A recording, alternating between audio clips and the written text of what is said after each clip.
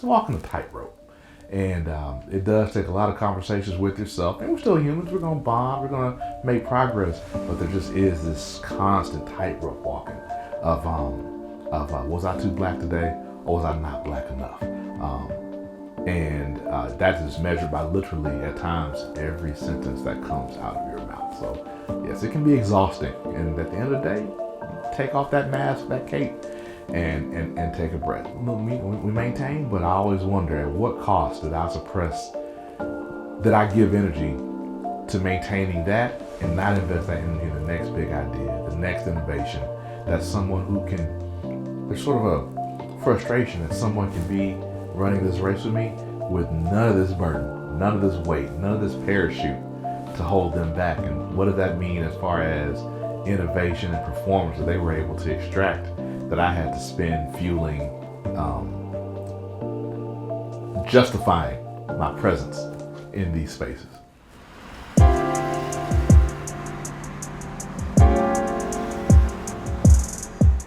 We were working very closely with a very large customer here in North America. I communicated only via email. We set up some time to see each other face to face. So I flew down with one of my Anglo-Saxon female colleagues, and we walked into the building, and he said, "You must be Annie." And she said, "Yes." And I walk in behind her, and he said, "Where's TK?" And I said, "I'm TK." And he had a shock, and I said, "Your look of shock comes from you thought," don't say it, "you thought I was a man." And he said, "Yes." I hope that didn't offend you. I said, "Absolutely not."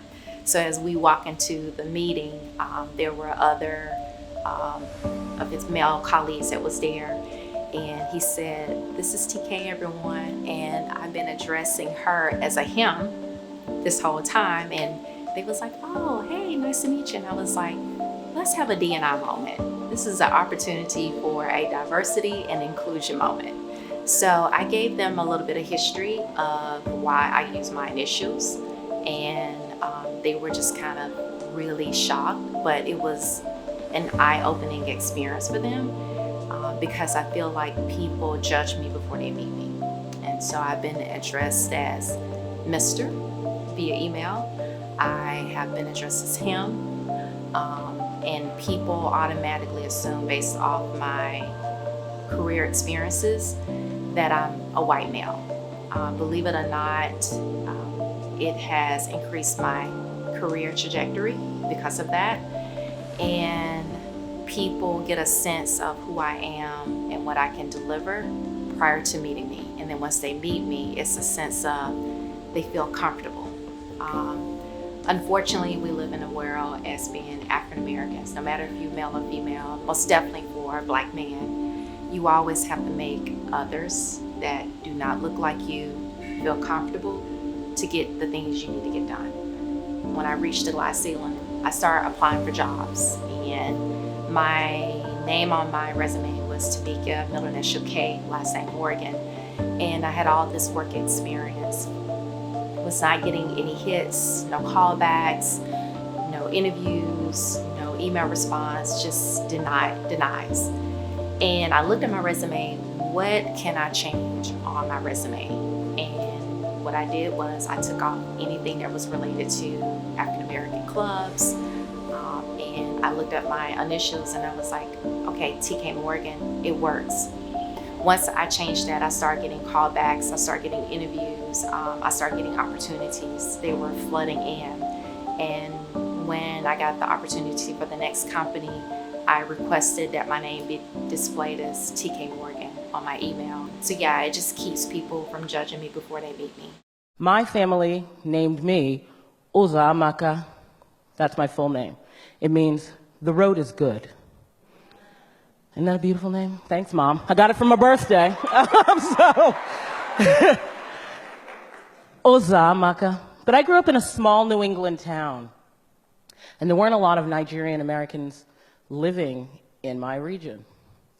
And I would have teachers or anyone, neighbors, try and say my name, and it would be Azumeka, Uzamaka, Uzokuza, any version that they could think of other than Ozamaka. So I came home from school one day and my mom was cooking in the kitchen as she is wont to do, the mother of 5 children. And I said to her, "Mommy, can I ask you a question?" She said, I said, "Can you call me Zoe?" And she stopped and gave that mother look that only mothers know and have, and said, "Why?" And I said, "Because no one can say Ozamaka." And she looked at me and she said, "If they can learn to say Tchaikovsky and Michelangelo and Dostoevsky, then they can learn to say Ozamaka."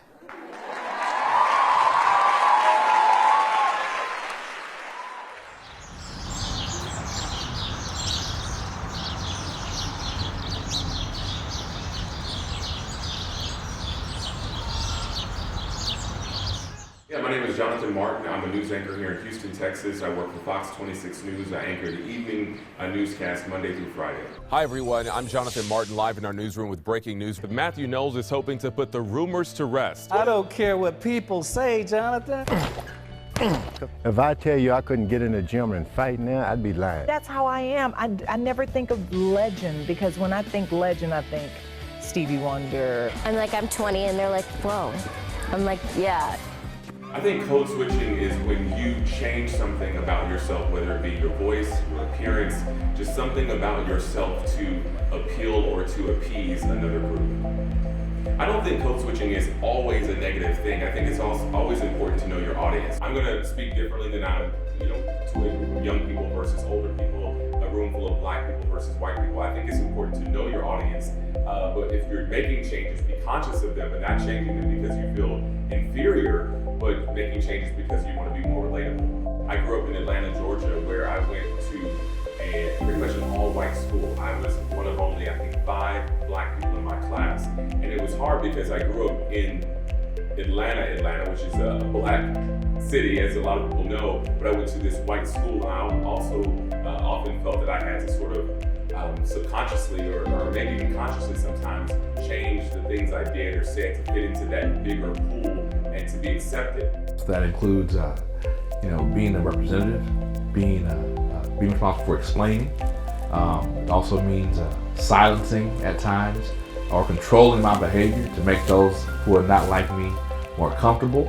And then, this is new but has evolved over the years, taking that responsibility a little step further and using that time to add a little bit of who I am as a black man into those settings to incrementally carve out some space to show how having this bit of diversity does add a different perspective that adds value to how those businesses operate. It's a shared burden. And then once you're in the space, you want to avoid things like imposter syndrome, because tokenism is a real thing. And so now companies are specifically stating they want to add diversity. So then when you're the first one to walk in that room afterwards, what's to stop you with being labeled token? You're taking advantage of opportunity, and you may now get a specific glance to have to overcome that perception that you're the token. Prove it to me, entertain me, prove to me that you belong, and but don't do it in a way that will overshadow or offend me. It's the juggling of being grateful for an opportunity, but you also don't want to be abused and used and tokenized. And I think that by just having a sort of non-intentional rule, me personally, I don't want to be a part of that. If I don't feel like I have an opportunity based upon my specific track, my exposure, previous relationships, those things that are just part of navigating the corporate landscape for everybody, I'm not gonna waste my time helping you fill a box. And that's gonna be internal. You gotta really figure out, are you gonna go into this space where there's probably no representation and take that risk, knowing that you're just gonna check that box for them? I'm not gonna give you the pleasure of even doing that. Whenever I would try out for things, I would see like 30 black guys versus maybe 300 felt there were several opportunities where I got chosen for stuff because I was sometimes the token guy and I was the best of the black guys. Sometimes in college, this perception, and I think a reality as well, in a lot of organizations, that they were only going to choose one black guy to be on this organization or to be in this group.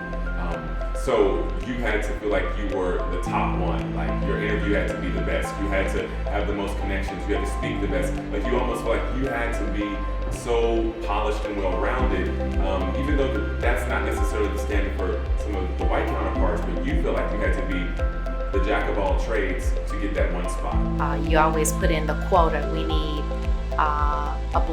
we need a female and we need a black female. And we also need someone that can do the job. Typically, I check all those marks. Yeah. The thing about inclusion, writer, I do not want to be a part of a writer. Right. Okay? Yeah. No, seriously. I don't want to be a part of any piece of paper that has to force people to see me.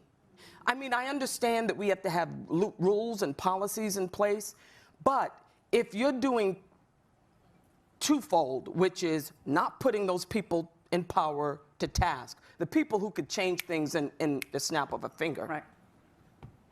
If you're not putting them to task, and then you have an inclusion writer that says, okay, you have to, hire a certain amount of women, certain amount of people of color, certain amount of people who are disabled or whatever, then you know what they're gonna do? I'll tell you exactly what they're gonna do. They're gonna cast all their top Caucasian stars, and then all the people who are considered other are going to be in secondary roles. Right.